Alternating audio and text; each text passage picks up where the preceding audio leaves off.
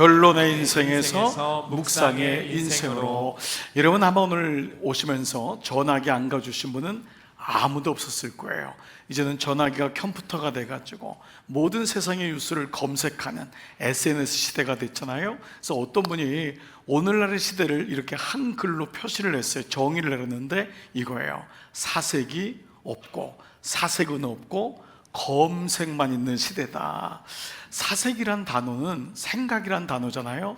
사색이 없대요. 그래서 생각을 못하는 거예요. 제가 어렸을 적에 어머니가 늘 하셨던 말씀이 기억나요. 자녀가 생각해야 된다.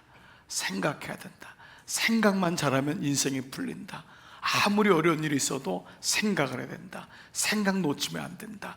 생각이란 게 정말 위대하고 정말 인간만이 사색할 수 있잖아요. 하나님을 떠올리고 좋은 편을 선택할 수 있는 본능적인 욕망적인 인생이 아니라 하나님이 원하시는 것을 생각할 수 있는 게 사색인데, 사색이라는 한자가 참 의미가 있어요. 이 사자가 생각할 사자잖아요. 사상할 때 사잖아요. 근데 색이 찾을 색입니다. 그래서 사색한다는 건 뭐냐면 생각을 통해서 방법을 찾는다는 거예요. 그러니까 사색하는 사람만이 생각을 통해서 방법을 찾아냅니다. 그래서 아무리 어려운 문제가 있어도요, 그 사람 앞에 가면은 문제의 해결점이 보여요. 참 희한하죠? 그 사람하고 얘기하면은 해결될 것 같아. 어떤 사람하고 얘기하면 낭만만 돼요. 해결이 안 되는 것 같아요. 여러분 마찬가지입니다. 인생 속에서 생각한다는 것은 너무 중요합니다. 그래서 여러분들 다윗의 유언이라고 하는 게 뭐죠? 잠언서입니다. 잠언서의 가장 중요한 핵심 구절이 잠언서에 나와 있는 4장 23절 같이 한번 읽을게요. 시작. 모든 지킬 만한 것 중에 더욱 내 마음을 지키라. 왜냐하면 그 마음이 생명의 근원이 마음에서, 생각에서 난대요. 여러분 지키는 게 돈을 지키라고 안 나와 있어요. 너의 명예를 지키라 안 나와 있어요. 건강을 지키라가 안 나와 있다니까요. 먼저 뭐죠? 내 마음을 지켜라. 생각을 지켜야 된다. 그 생각에서 모든 것이 생명의 근원이 구원까지 이루어짐을 말씀해요. 더 놀라운 말씀은 잠언서에 23장 7절 보니까요, 대저 그 마음의 생각이 어떠하면 그 위인도 그러한지. 그 사람은 얼마나 높이 올라갔냐, 직위가 뭐냐가 그 사람이 아니래요. 그 사람이 어떤 집에 살고 어떤 차를 몰고 다니냐, 그 사람이 아니래요. 그 사람의 생각이 그 위인의 됨됨이래요. 그래서 우리는 그 사람하고 얘기를 해보면은 이 사람이 어떤 사람인 줄 아는 거예요. 이 사람이 어떤 위기에서 어떻게 위기를 해결하는지를 보면은 이 사람이 어떤지를 아는 거예요.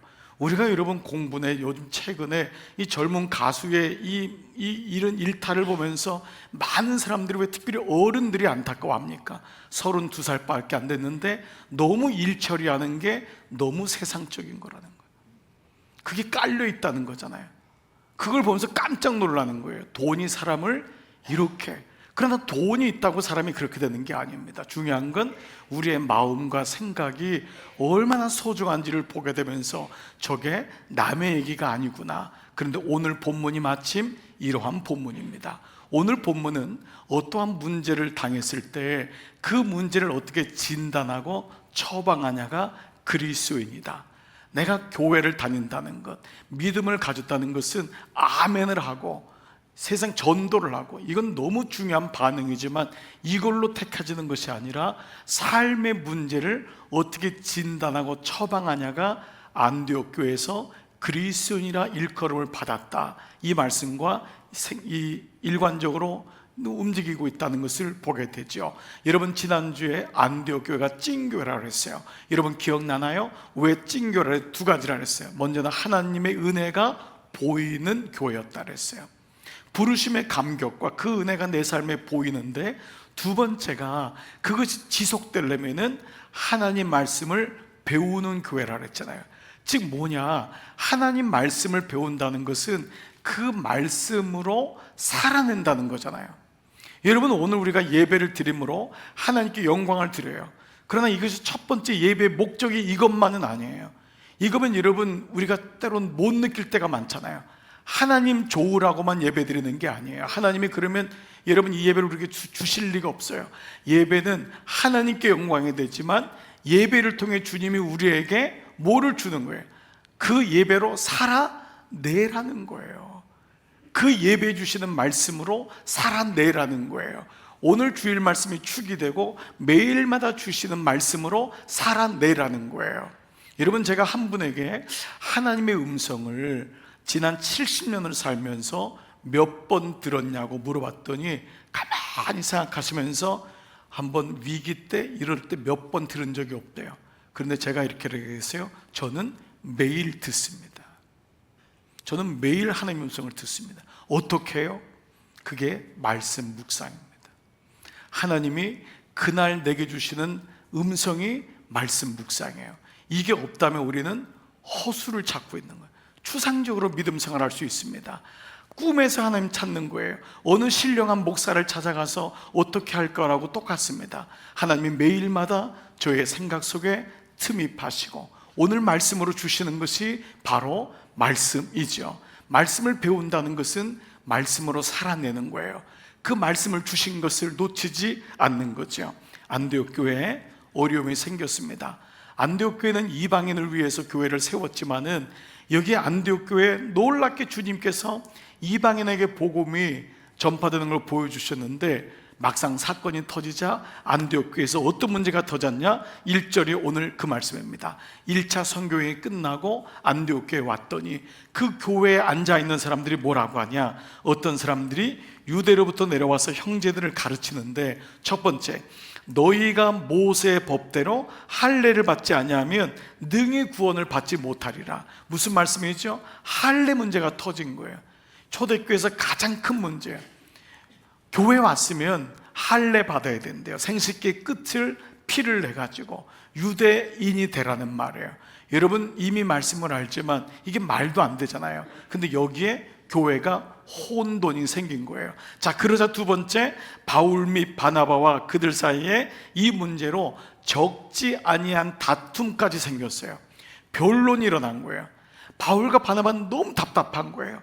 이방인들에게 복음이 전파되는 걸 봤는데 교회에 그냥 앉아있는 사람들이 안 된다는 거예요. 이방인들도 예수 믿으면은 할례 받아야 된다. 여러분 어떻게 생각하세요? 이게 맞아요? 틀려요? 아니잖아요. 그렇죠? 너무 쉬워서 대답 안 하는 거잖아요 지금. 예? 말도 안 되니까. 예? 이런 지금 일이 생긴 거예요. 자, 그러자 이들이 어떡하죠? 2절에 보니까 형제들아, 이 문제에 대하여 바울과 바나바 및 그 중에 몇 사람을 예루살렘 교회로 보내자는 거예요. 거기 사도들이 있고 믿음의 지도자들, 장로들이 있잖아요. 거기다가 물어보자는 거예요. 그래서 여기 작정하니라는 방법을 찾기로 하였다, 이 의미예요. 거기서 방법을 찾기로 한 거예요. 그들은 다툼에서 끝나지 않았어요. 자기 주장만 하다가 헤어진 게 아니라 여기서 우리는 적용을 먼저 하게 됐죠. 공동체에게, 하나님의 사람들에게 주님의 뜻을 물어본 거예요. 자, 몇 가지 적용이 금방 되는 것 같아요. 첫 번째, 나도 자칫 내 생각에 빠지게 되면은 이런 일이 일어날 수가 있겠구나. 다툼에 이르는 변론에 이를 수 있겠구나. 어떤 사람은요, 문제가 생기면 잘 풀어가는 분이 있어요. 근데 어떤 사람은 문제를 가지고 꼭 부닥쳐요. 꼭 부닥쳐요. 상처를 줘요. 아픔을 줘요. 자기의 어떤 이걸 드러낼 때가 많이 있어요. 사실 우리의 연약함이 여기 있죠. 이 적용이 되는 거예요.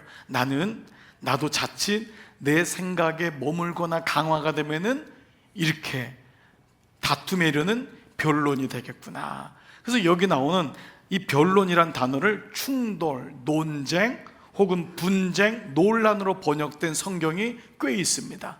이 말은 뭐죠? 이렇게 될 수 있다는 거예요. 문제 없는 곳이 없는데 문제가 해결되는 공동체가 있고 문제가 다툼이 되는 공동체가 있구나.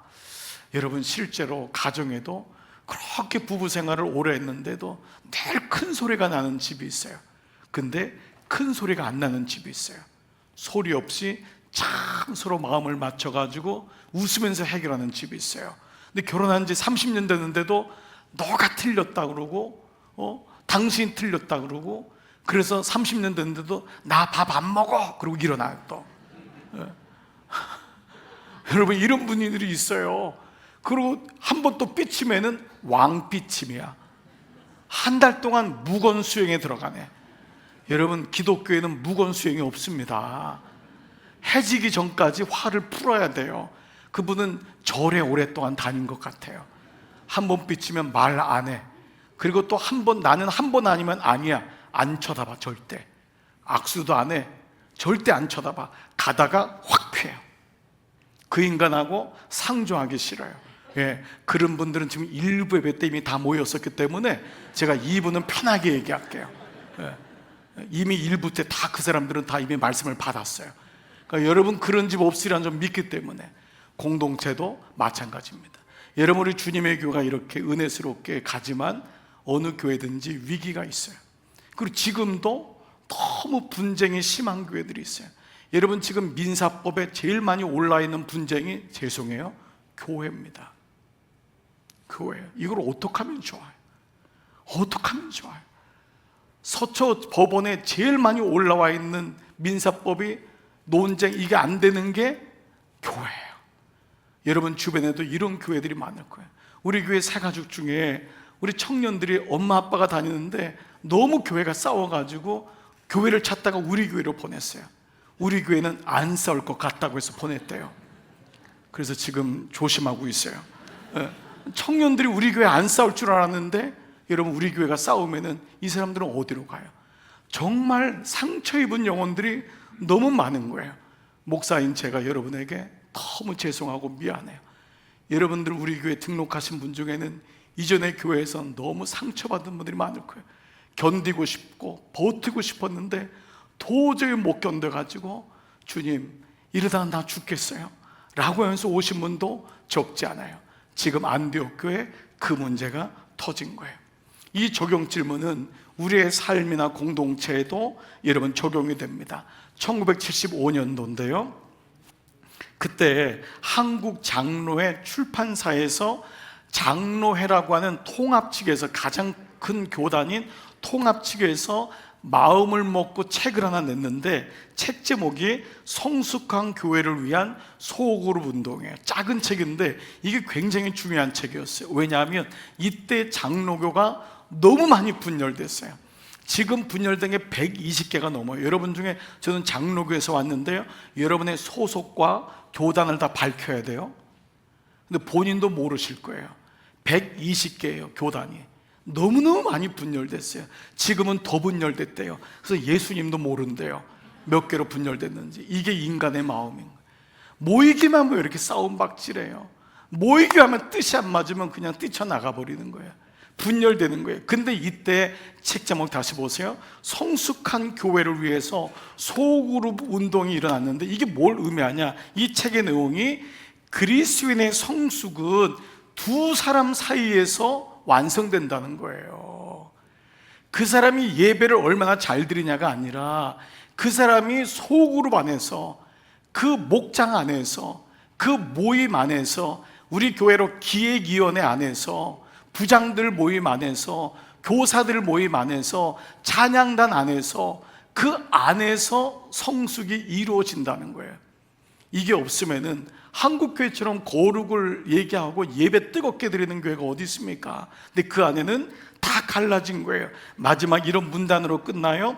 함께 하나님의 뜻을 찾아가는 훈련이야말로 영성의 가장 높은 단계래요. 함께 하나님의 뜻을 찾아가는 것, 그 사람의 의견을 존중해주고 들어주고 통합해주는 그 영성이야말로, 여러분, CEO가 딴 게 아니더라고요. 올라가면 올라갈수록 자기 주장을 하는 게 CEO가 아니라 통합 능력 있는 게 CEO입니다. 지위가 높은 사람의 역할이 왜 연봉이 많냐? 통합 능력을 하는 거예요. 밑에 있는 사람은 자기 일밖에 못 보는 거예요. 그러나 위로 올라갈수록 통합 능력이 있기 때문에 연봉이 높고 그 사람이 존중받는 이유가 여기 있듯이 믿음의 절정, 믿음의 최고봉도 위에서 보면서 함께 지어져 가는, 함께 지어져 가느니라. 저게 영성의 최고봉이라는 거예요. 내 생각만 옳고 내 뜻만 옳다고 주장하는 것이 아니라 함께 지어져 간다. 자, 그런데 이래서 안디옥 교회가 해결이 안 되자 바나바하고 사울과 몇 사람을 예루살렘 교회로 보냈어요. 거기서 해결할 줄 알았는데, 그런데 예루살렘 교회도 이 문제를 해결을 못하는 거예요. 이 문제부터 논쟁이 생겼어요. 자, 변론이 생겼어요. 5절 같이 한번 읽을게요. 시작. 바리새파 중에 어떤 믿는 사람들이 일어나 말하되 이방인에게 할례를 행하고 모세의 율법을 지키라 명하는 것이 마땅하다. 이 사람이 이렇게 되는 거예요. 그런데 여러분, 여기 중요한 관찰해야 될 단어가 있습니다. 앞에 구절 한번 봐보세요. 뭐지요? 바리새파 중에 어떤 믿는 사람이래요. 그러니까 이 사람이 예수님을 믿는데 배경이 바리새파야. 그러니까 율법에 굉장히 충실한 사람이죠. 율법은 중요하지만 율법이 전부가 아니잖아요. 새 언약이 왔잖아요. 근데 아직 옛시대에 붙잡혀 있는 거예요. 우리 몇 가지 좀 묵상해야 돼요. 그런데 믿는데도 자기 안에 갇혀 있을 수 있구나. 내가 믿는데도 나라고 하는 창틀에 갇혀 있을 수 있구나. 그러니까 믿음은 부단히 출애굽을 하는 운동입니다. 이게 돼야 됩니다. 믿음은 계속해서 자기의 벽을 자기 안에 갖추고 있는 걸 자꾸 부수는 거잖아요. 편견, 선입견, 내가 알고 있는 지식, 거기서 내려놔야지만이 은혜가 들어오는 것과 마찬가지 아니겠습니까? 또 두 번째, 그럴 수도 있다는 거예요. 왜냐하면 이 바리새인 중에 믿는 이 사람이 하필이면은 베드로가 그 이방인들의 구원을 얘기할 때 그 자리에 없을 수도 있고, 오랫동안 출타한 다음에 왔더니 예루살렘 교회가 변해 있는 거예요. 이방인에게도 복음이 들어간다는 게 이제 편만해졌는데 본인만 모를 수 있어요. 근데 문제는 어느 공동체든 이 문제가 있는데 이 사도들이 이 문제를 어떻게 해결하는지를 한번 보겠습니다. 6절 보십시오. 사도와 장로들이 이 일을 의논하러 모여, 서로 의견을 나누는 게 중요하구나. 작은 것도 서로 의견을 나누고 상대방의 생각을 물어보고, 참 이게 우리 살아가면서 소중한 부분이구나. 사도들은 이미 권위가 있는 사람이에요. 사도들은 이미, 베드로는 특별히 이방인에 대한 구원을 무두장의 집에 도착하면서 이미 알았어요. 고넬료 집에서 이미 주님이 환상을 보여줬어요. 그런데도 어떻게 하죠? 의논하는 거예요. 의논하는 거예요. 이 사람 틀렸다고 면박하지 않아요. 의논하는 거예요. 그 다음에요, 7절에 보니까 많은 변론이 있은 후에 이제 베드로가 결론을 내려요. 7절 다시 한번 봐보세요. 많은 결론이 있은 후에, 그 앞에 거요. 많은 변론이 있은 후 베드로가 일어나 말하되. 근데 앞에 있는 부분이 뭐예요? 많은 변론이 없다가 아니에요. 공동체에는, 가정에는 변론이 없다가 아니라 변론을 통과한 후가, 생각들이 모아진 후에 베드로가 이 말씀을, 하나님의 음성을 듣고 이 말씀을, 결론을 내리는 것을 보게 돼요. 자, 전제가 하나 있습니다. 우리가 부부끼리도 공동체 안에서 늘 전제가 있어요. 소그룹 속에서 말씀을 나눌 때 이거예요. 틀린 게 아니라 다르다. 꼭 잊으시면 안 돼요. 틀린 게 아니라 다르다. 근데 우리는 대화 속에 당신 틀렸어, 이게 늘 있어요. 당신 틀렸어. 부부끼리도 이런 경우가 있어요. 당신 생각 틀렸다고, 당신의 교육법이 틀렸다고. 아닙니다. 아버지의 교육법이 있고 어머니의 교육법이 있어요. 그것이 통합되는 거예요. 틀린 게 아닙니다. 할아버지의 교육법도 있고 할머니의 교육법도 있어요.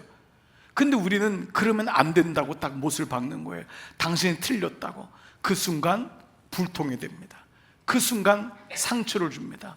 여러분, 여기 가정에 배우자들이 많으실 텐데, 배우자 중에서 여러분 어떤 말이 제일 상처가 되냐면, 너 틀렸어, 네가 뭘 알아. 여러분, 그 말 들어보신 분 빨리 손을 들었다가 내리시기 바랍니다. 네. 여러분, 이런 상처가 있어요. 너가 뭘 알아. 정말 이런 얘기 들으면 정말 짐 싸고 싶은 거예요.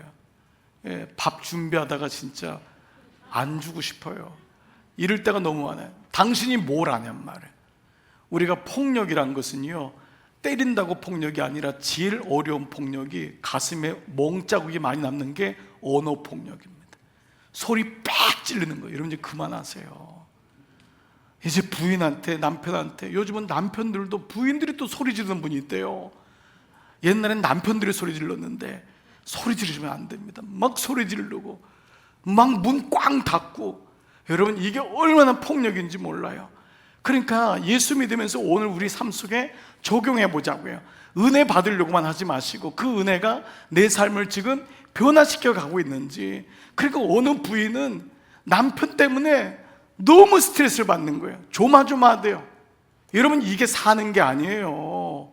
정말 오늘 그냥 할 얘기 다 할게요. 네. 정말 이거 조심해야 돼요. 정말 여러분 아껴줘야 돼요. 배려해줘야 돼요. 나하고 생각이 틀린 게 아니에요. 이 사람이 있기 때문에 내가 있는 거예요. 이 마음을 그리스도가 주셨기 때문에, 그 주님 때문에, 주님이 우리한테 너 틀렸어, 넌 지옥 갈 거야 이러지 않았잖아요. 그렇게 배반하고 해도 또 가서 찾아오고, 주님이 그러셨잖아요. 그 주님의 십자가가 우리한테 오니까 우리는 상대방을 향한 마음을 갖게 돼요. 틀린 게 아니라 나하고 다를 수 있구나. 그런데 놀라운 게 이 베드로의 사람을 대하는 화법에서 배워야 됩니다.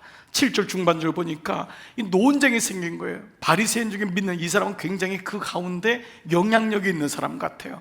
그러니까 교회가 막 사도들도 이 사람 때문에 다시 회의가 모집할 정도니까. 그런데 어떻게 하죠? 첫 번째 단어가 형제들아.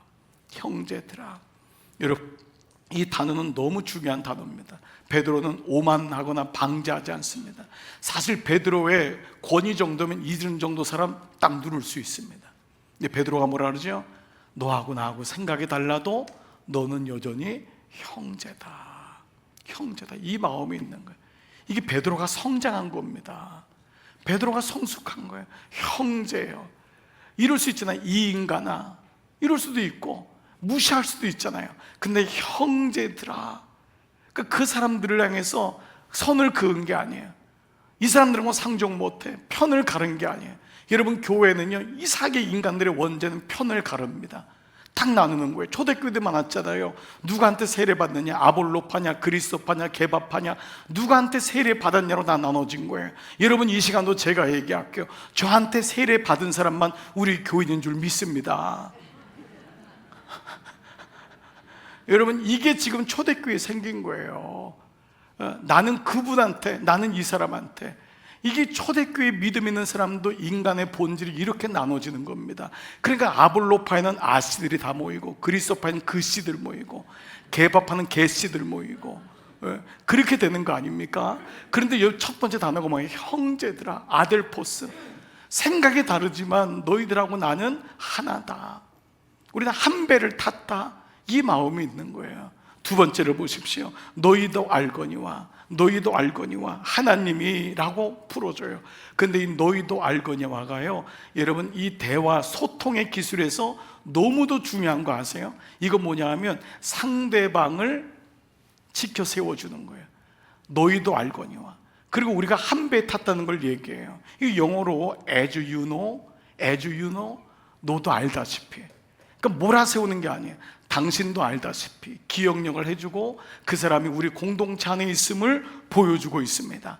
너희도 알거니와의 반대는 내 생각에는, 근데 이게 아닙니다. 너희도 알거니와, 우리가 다 이걸 알고 있지 않느냐. 그들에게 리마인드 해주는 거예요. 기억력을 올려주는 것입니다. 이게 베드로의 화법이에요.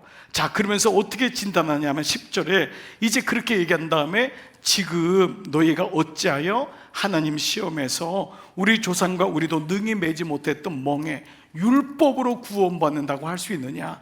분명히 처방을 내려요. 진단해 주는 거예요. 어떻게 새로운 사람에게 율법을 다 지키라고 할 수 있느냐라고 얘기해 주고, 여러분이 아는 11절 너무나 놀라운 결론으로 이렇게 다 품어준 다음에 그러나 봐라, 우리는 그들이 우리와 동일하게 주 예수의 은혜로 구원받은 것을 믿는다. 신앙 고백함으로 할례 문제는 초대교회에서 가장 큰 문제였어요. 이 갈등을 말씀으로 잘 마무리를 봉합을 합니다. 그런데 여러분 여기서 한 가지 우리가 묵상할 게 있습니다. 이렇게 고백했던 베드로를 우리는 알고 있어요. 여러분 베드로가 어떤 인간이었습니까? 베드로는 이런 사람이 아니에요. 이렇게 부드러운 사람이 아니에요. 베드로는 호흡이 거칠은 사람이었어요. 베드로는 뱃사람이에요. 굉장히 자기가 강한 사람이에요. 호흡이 아주 거칠은 사람이에요. 그러니까 하나님이 베드로에게는 환상을 3번이나 보여줘야지만이 수긍할 정도로 자기 주장이 큰 사람이 베드로였습니다. 또 베드로는요, 자기 생각하고 다르면은 언제든지 상대방을 향해서 무례하게 할 수 있는 사람이 베드로였습니다. 성격이 강하지요. 자기 주장을 포기하지 않죠. 게다가 12명의 제자 중에 수제자였어요. 예루살렘 교회 이 좌장이 누구냐? 이 담임 목사가 베드로였습니다. 그러니까 베드로는 모든 걸 다 알아야 되는 거예요. 이런 사람이에요. 여러분, 이런 공동체도 이런 게 있잖아요. 내가 모르면 안 되는 거. 여러분, 이게 아닙니다. 이게 아니에요. 베드로 지금 변하고 있는 거예요. 우리 삶에도 이럴 때가 있어요. 섭섭할 때가 있어요. 여러분, 이거를 자꾸 간극을 줄여 나가셔야 돼요. 여러분, 우리가 아이들이 행하는 거를 부모가 모르면 섭섭해요, 처음엔. 근데 여러분, 그것 때문에 너무 그러지 마세요. 여러분, 교회 생활도요, 내가 너무 모른다고 여러분이 무시당하거나 소외되는 게 아니에요. 여러분, 그런 마음 갖지 마세요. 여러분, 때로 저도 그래요. 이제는 저도 우리 목사님들이 워낙 잘해서도 그렇지만요, 제가 모르는 일들이 진행된다니까요. 그럴 때는 솔직히 섭섭해요. 그래서 누구 먼저 잘라야 되나 이런 마음이 생겨요. 한 목사님 잘라야 되나, 최 목사는 아이가 셋인데 자르면 안 되는데, 그러면 아이가 없는 윤 목사를 잘라야 되겠다, 막 이런 마음이 불끈불끈 와요. 그래, 나 목회를 이렇게 했는데도. 그러니까 저는 우리 여러분들의 성도들의 마음도 이해가 돼요. 그런데 그때마다 마음의 간극을 줄여야 돼요. 근데 돌아보니까 너무 잘하고 있거든. 제가 얘기 안 한 것까지도 다 생각하고 있거든요. 아, 그래, 고맙구나. 이 마음을 줄여야 돼요. 베드로에게는 정말 이런 섭섭함이 있었을지 몰라요. 그 베드로는 또 주는 그리스도시요 살아계신 하나님의 아들이십니다 고백했다가 예수님이 뭐라 그래요? 십자가 나 죽는다 했더니 멱살을 붙잡았던 사람이에요. 여러분, 멱살 붙잡혀 보셨어요? 예? 예수님 멱살까지 붙잡아줬던 사람이에요. 예? 바로 이러한 모습이 베드로인데, 오늘 이 초대교회에서 가장 논쟁이 되고 깨질 수 있는 가능성이 제일 많은 할례 문제를 이렇게 은혜로 해결을 해요. 이게 초대교회가 보여주는 거예요. 나는 문제에 대해서 어떻게 진단하고 반응하고 있는가, 나는 어떻게 해결하고 있는가. 사실 여러분들이 오늘 이렇게 예배를 드리는 것은 여러분들이 해결해 왔기 때문에 여기 앉아 있을 거예요. 여러분들의 삶이 이만큼 왔던 것은 그 문제 속에서 그렇게 진단하고 잘 해결했기 때문에 왔을 거예요. 그렇다면 오늘 이 말씀에서 이 베드로의 변화는 뭐죠? 변론의 인생에서 어떻게 해요? 묵상의 인생으로 변했구나. 이것이 우리에게 숙제구나.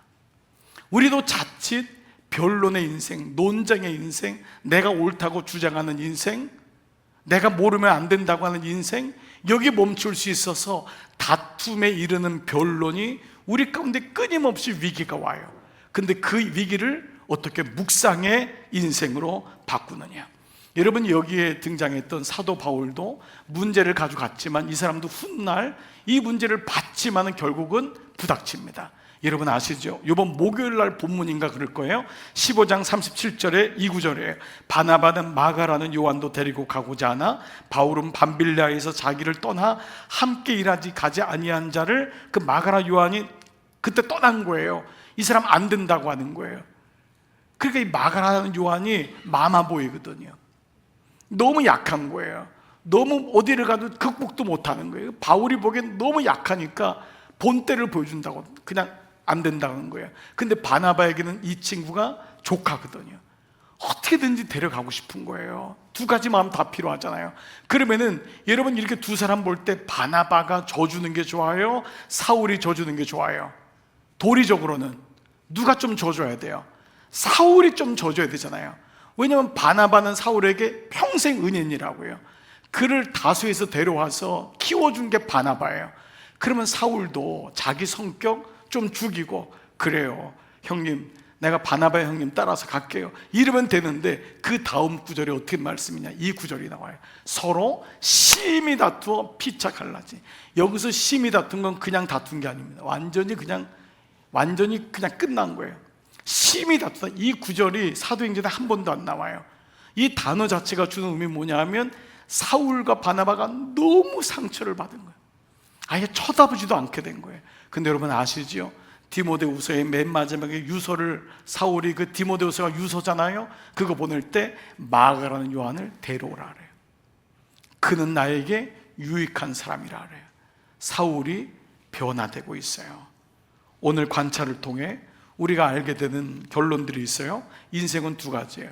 육을 가지고 있더라도, 우리가 아무리 영적이라도 우리 한쪽의 인생은 다툼에 이르는 변론의 인생이 있어요. 또 하나는 뭐냐면 하나님의 뜻을 알고자 하는 묵상의 인생이 있어요. 그림으로 한번 볼게요. 두 가지 인생이 우리 삶에 있어요. 여러분의 그 두 가지의 삶이 있을 거예요. 하나는 변론의 생각, 결국 그 생각이 계속 변론하고 해결도 못 보지만, 또 하나는 뭐냐 하면 이런 가운데 통합하는 능력을 가진 하나님의 뜻을 갖는, 이거를 가리켜 묵상의 생각, 묵상의 인생이라고 해요. 그런데 이것이 삶에서 만약에 변론이 커지면 이런 추가 돼요. 변론의 인생이 커지는 거예요. 그러면 당연하게 오는 게 뭐냐 하면 묵상의 영역이 작아집니다. 사람이 분이 나고 화가 많이 나면 하나님을 잃어버릴 가능성이 많아요. 그래서 해가 지릴 때까지 빨리 분을 해결하라. 있는 믿음도 다 까먹어요. 그러니까 묵상이 작아지는 거예요. 여러분 중에 혹시 이런 분이 있을지 몰라요. 직업적으로 변론을 많이 해야 되는 분이 있을지 몰라요. 공무원들, 의사들, 변호사들, 기자들, 교사들, 늘 사람하고 만나야 되니까. 그러다 보니까 뭔가 변론이 커지는 거예요. 그때마다 묵상이 작아지는 위기를 경험할 거예요. 그러나 동시에 위기가 강해지면, 이 변론이, 묵상이 강해지면 어떻게 될까요? 변론이 작아져요. 이게 세 번째 그림이에요. 예, 묵상이 커지니까 변론이 작아지는 거예요. 묵상이 커지면은 확실히 작아져요. 다툼도 작아지고, 교회도 묵상이 들어오면은 갈등이 확실히 줄어요. 가정도 마찬가지입니다. 이건 원리입니다.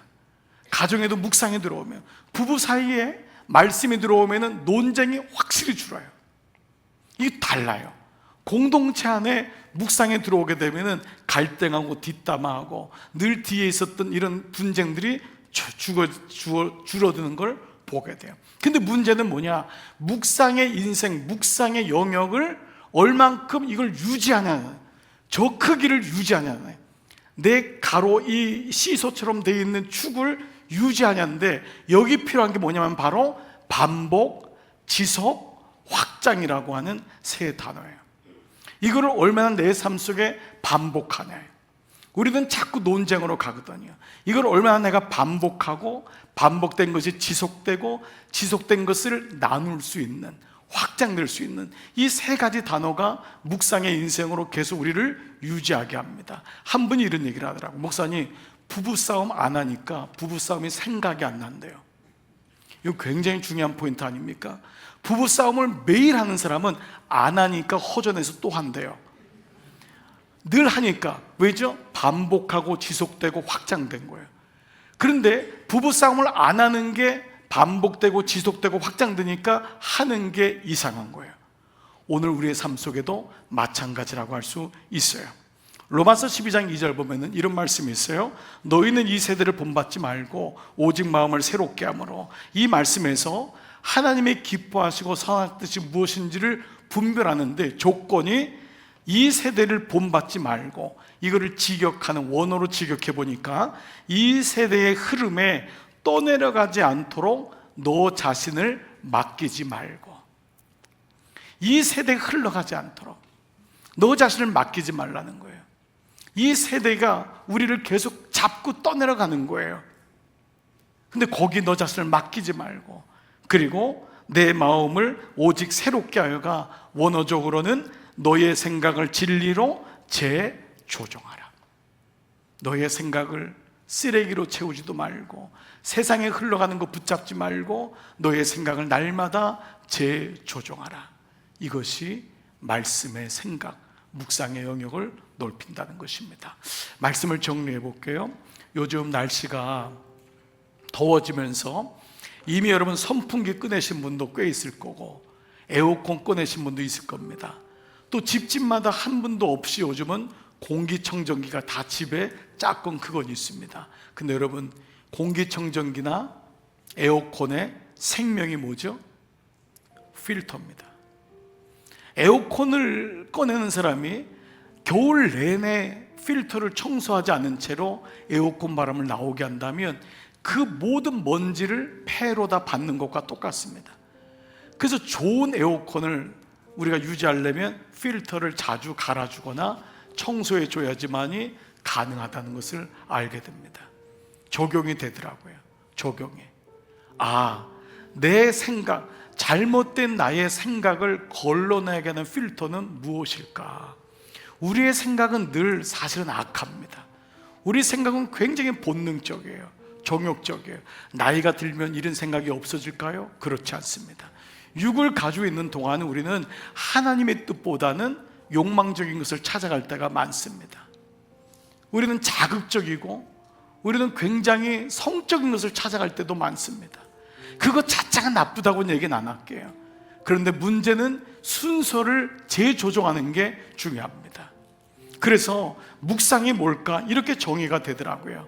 나의 욕망이 재조정되고. 욕망이 없는 사람은 없어요. 본능이 없는 사람 없어요. 그러나 말씀의 깔때기 필터로 그것을 조정하지 않으면 욕망이 위로 올라가요. 나의 본능이 위로 올라가는 거예요. 순간적으로 잘못 선택합니다. 잘못 생각하는 거예요. 그냥 술 먹었다고 하면 되잖아요. 근데 순간적으로 잘못된 욕망들이 작동하기 시작해요. 그게 덮으면 된다고 생각해요. 우리 삶도 마찬가지입니다. 우리 삶에 재조정이 안 돼요. 근데 유일하게 말씀이 들어오면, 생명이 들어오면은 거기서 재조정이 돼요. 두 번째, 선한 의지가 형성됩니다. 말씀의 묵상이 나의 삶에 지속되고 반복될 수 있도록 선한 의지가 여러분 우리 안에서 형성이 되는 거예요. 지켜보자. 그래, 일어나자마자 신문 보지 말자. 일어나자마자 주식 어떻게 되는지 보지 말자. 일어나자마자 그 유튜브 보면서 또 연예인들 아침에 뭔 일이 그거 보지 말자. 일어나자마자 이메일 보내지 말자. 아침에 일어났을 때 나의 삶의 습관들의 선한 의지를 발동시켜보자. 이게 가능한 거예요. 근데 이것이 세 번째 뭐가 되냐면 거룩한 습관으로 창조가 되는 것입니다. 어거스틴은 하나님과의 관계를 거룩한 습관이라고 했어요. 그리고 우리에게 묻습니다. 당신에게는 어떤 습관이 있나요? 습관은 무의식적으로 하는 게 습관입니다. 여러분, 술 먹는 분은 의지로 결단하고 술 먹지 않습니다. 그냥 틈만 나면 술만 먹습니다. 기회만 주어지면 술집에 갑니다. 담배 피우는 사람, 의지적으로 내가 담배를 피울까 해서 담배를 피지 않습니다. 담배가 무의식적으로 피게 돼요. 그러므로 우리 안에 거룩한 습관이 세워진다면 성경을 보는 것, 묵상하는 것, 기도하는 것이 어렵지 않습니다. 이게 어려운 게 아니구나. 습관이 안 되어서 그렇구나. 그래서 이 습관을 갖는 거예요. 이걸 가리켜서 아비투스란 말 씁니다. 사회적인 용어인데 아비투스란 말이 헤빗에서 나온 말이거든요. 헤빗. 그러니까 아비투스란 건 뭐냐면 나의 가치관, 나의 생각, 나의 인격, 이게 아비투스입니다. 이 단어에도 헤빗이란 단어가 보이잖아요. 프랑스 언어인데 사회적인 용어가 된 거예요. 그래서 나의 아비투스는 무엇인가? 나의 일상은 어떻게 나를 끌고 가는가? 무의식적으로 내가 하고 있는 생각과 인지와 판단과 행동은 어떠한가? 여러분, 오늘 사랑하는 여러분에게 제가 묻겠습니다. 여러분에게는 어떤 아비투스가 형성되어 있나요? 이것이 나를 끌고 가는 것입니다. 오늘 예배는 그 아비투스를 위한 멈춤의 시간이 되는 거예요. 내가 어떠한지를 보게 되는 거죠. 근데 여러분, 오늘 성경은 이것이 생명의 근원이라고 했어요. 이것이 우리를 끌고 간대요. 이것이 우리를 성공으로, 이것이 우리를 인생의 영광으로, 하나님이 기뻐하시는 쪽으로 끌고 간다는 것입니다. 나의 아비투스는 변론인가 묵상인가? 오늘 이번 한 주간 담임 목사로서 여러분에게 늘 고백하고 부탁드리지만 생명의 10분을 다시 시작해 보십시오. 아침에 일어났을 때, 그리고 끝 마무리를 다시 말씀으로, 기도로 마무리해 보십시오. 안 된다고 하시는 분이 많을 거예요. 힘들다고 하는 분이 많을 거예요. 그만큼 귀하기 때문에 그렇습니다. 그만큼 이게 어렵기 때문에.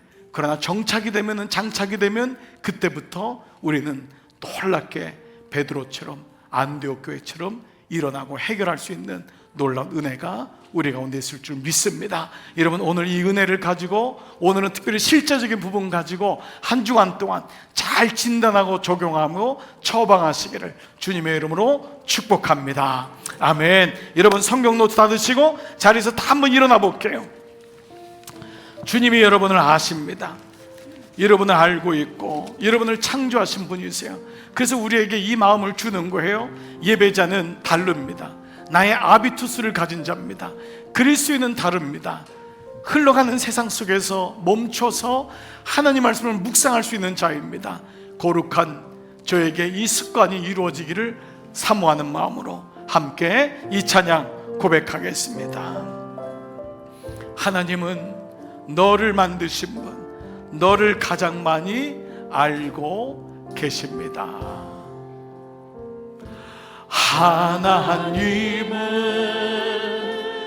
너를 만드시는 분, 너를 가장 많이 알고 계시며, 하나님은 너를 만드신 분,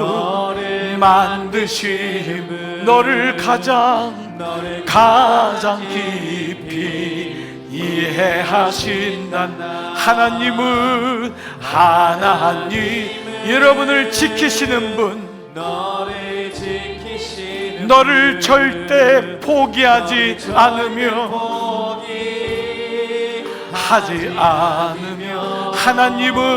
하나님 너를 지키시는 분,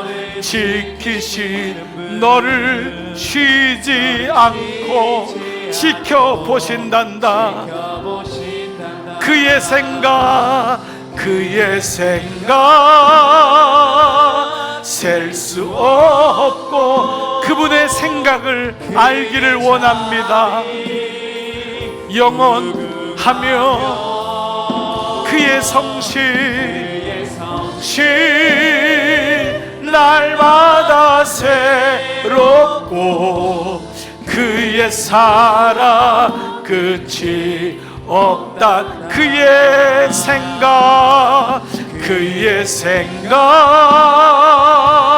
셀 수 없고 그의 자비 무궁하며 그의 성실 날마다 새롭고 그의 사랑 끝이 없단다. 사랑하는 여러분, 이 시간 기도할 때 여러분의 두 손을 가슴에 얹고 기도해도 좋고, 여러분의 두 손을 겸손히 주님 앞에 올려드리고 기도해도 좋습니다. 간절함의 표현이지요. 아버지, 제가 하나님 앞에 다시 변론의 인생이 아닌 묵상의 인생으로 저의 남은 인생을 걸어가기를 원합니다. 하나님, 저에게 말씀이 들려지고 그 말씀이 새겨지는 가장 아름다운 시간이 제 삶에 있기를 소원합니다. 하나님, 오늘 이것이 저에게 소원입니다. 제가 여기까지 오면서 주님의 은혜로 왔지만 하나님 말씀 없이 살아올 때도 있었습니다. 이제 제가 그 말씀 앞에 멈춰보겠습니다. 그 말씀을 묵상하고 날마다 주의 음성을 듣고 주님의 뜻을 알면서 살아가겠습니다. 오늘 이 제목 함께 기도하며 주 앞에 나가시겠습니다. 살아계신 아버지, 감사합니다. 사랑하는 종들이 겸손히 주 앞에 엎드려 주의 음성을 듣습니다. 안디옥 교회도 이런 문제가 있었고 예루살렘 교회도 이런 아픔이 있었고 문제가 있었습니다. 그런데 그때마다 베드로는 또 안디옥 교회는 이 문제를 가지고 묵상의 여정으로, 묵상의 마음으로 잘 문제를 해결하고 처방하는 것을 보게 됩니다. 아버지, 우리의 삶에 보채미 있고 우리의 삶에 답답함이 있고 너그러움이 사라질 때가 있고 넉넉함이 없을 때가 많습니다. 그때마다 아버지, 저의 마음을 넓혀주세요. 그때마다 제 마음에 하나님 말씀이 묵상되게 하시고, 그 말씀이 묵상될 때 아버지의 뜻을 따라가는 믿음의 종들이 되기를 원하옵고 기도합니다. 다툼에 이르는 변론의 인생이 아니라 하나님의 뜻을 아는 묵상의 인생으로 아버지, 저에게 말씀의 묵상의 시간이 깊이 뿌리를 내리기를 원합니다. 잠시 10분이라도 20분만이라도 주님 앞에 멈춰 설 수 있는 그 시간이 우리에게 유익이요, 여기서 생명의 남이라고 했습니다. 자비하신 아버지, 오늘 이 아침 말씀이 들려지기를 원합니다. 종들에게 말씀이 들려지기를 원합니다. 아버지, 많은 문제 가운데 이 문제를 어떻게 처리할까요? 이 문제를 어떻게 해결할까요? 그것은 묵상의 답이 있었습니다. 아버지, 오늘 우리 교회가 이 마음을 가지고 주님 앞에 나갑니다. 주님, 나의 욕망을 재조정하고, 나의 욕망을 재조정하고, 아버지, 나에게 있는, 아버지 마음속에 있는 아버지 잘못된 마음들을 주님 앞에 온전히 내려놓고, 그리고 하나님, 이것이 내 삶을 이끌어갈 수 있도록 오늘 나의 삶 가운데 역사하시기를 원하옵고 기도합니다. 그래서 아버지, 나의 선한 의지가 형성이 되고 거기서 거룩한 습관으로 되는 이 놀라운 은혜가 우리 가운데 있게 하여 주옵소서. 아버지, 너무도 많은 사람이 거친 호흡을 가지고 살아갑니다. 너무도 많은 사람이 보채을 가지고 살아갑니다. 연약함과 답답함을 가지고 살아갑니다. 분을 가지고 살아갑니다. 소리를 치며 살아갑니다. 아버지, 이때에 주님의 마음을 주셔서, 주님의 마음을 주셔서 선한 의지가 발동되어 하나님, 베드로의 변화처럼 나도 이러한 변화가 있게 하여 주시옵소서. 오늘 이 은혜를 삼원은 자에게 넘치게 하옵소서. 아버지, 우리도 때로는 분이 넘치고 내 생각이 너무 강하고, 그러다 보니까 상처를 주기도 하고, 그러다 보니까 이 일이 흐트러지기도 하고, 결국은 다툼에 이르는 변론에 머물 때가 너무도 많았음을 주 앞에 고백합니다. 그런데 어느 순간 말씀이 들리니까 내 욕망이 재조정이 되고 선한 의지가 형성이 되면서 거룩한 습관이 내 안에 오니까 하나님의 뜻을 찾게 되고, 상대에게 상처를 주고 아픔을 주는 인생이 아니고 그를 보담아주고 함께하는 믿음의 사람, 베드로의 변화같이 오늘 우리에게도 이런 은혜가 있음을 고백하고 믿습니다. 이제 이 믿음이 반복되고 지속되고 확장되어 어디를 가든지 수많은 다툼과 변론과 사건 속에서 당황하지 말고 아버지의 마음, 묵상의 마음을 가지고 하나하나 진단하고 처방할 수 있는 은혜를 허락하여 주시옵소서. 가정을 주께 올려드립니다. 가정에 아픔이 있습니까? 마음 상함이 있습니까? 우리 직장을 주님 앞에 올려드리며 기도합니다. 내가 그 직장에서 맡은 역할이 무엇입니까?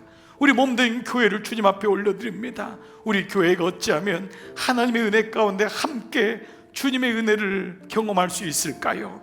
다툼의 인생, 변론의 인생에서 묵상의 인생으로, 멈춤의 인생으로 하나님의 그 호흡으로 우리 한 분 한 분을 새롭게 하여 주시옵소서. 종들을 파송합니다. 한 주간 동안도 하나님의 평안이 종들의 마음에 가득하게 하여 주옵소서. 성부와 성자와 성령의 은총이 머리 숙인 모든 종들을 위해 이제로부터 영원토록 함께 하시기를 간절히 축원하옵나이다. 아멘. 아멘. 감사합니다.